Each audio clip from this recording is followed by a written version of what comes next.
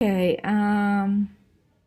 we did IXL CC.2 today, so make sure if you're absent that you're making up that IXL. You need a SMART score 75. Okay, and that it relates to stuff like this on number 1.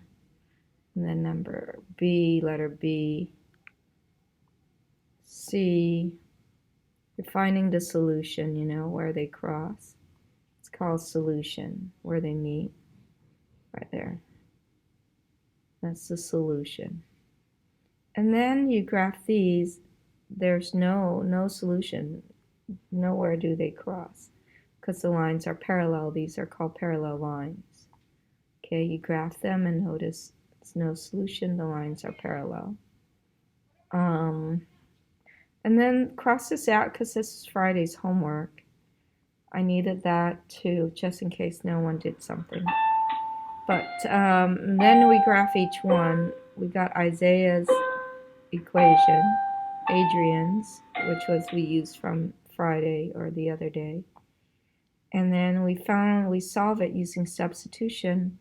There's no solution. No solution means the line's going to be parallel when you graph it. So the line's going to be parallel, either like E or F, like that. So right here then, on D, we know explain the graph in problem D. It's going to be no solution. Lines are parallel. So and when we graph each one, I chose 0, 10, and 20 because those are easy numbers. So the number of weeks, I number them by 1, skipping the odd numbers and putting in only the even numbers. And then I know 500, almost 6, so I'm going to count them each by 50. So 50, 100, 150, 200, 250, 300, 350, 400, etc., etc., all the way to 600. And then when I graph them, or there's another way to do this, you can do 564 divided by 20, and when you do that,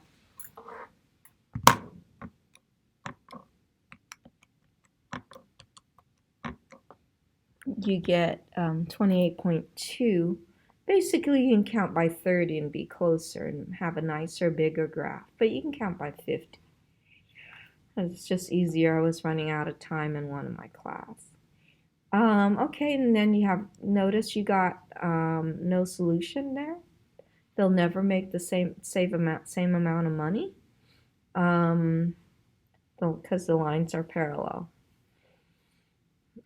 What's the rate of change for both? The rate of change, the slope for both was 25, right?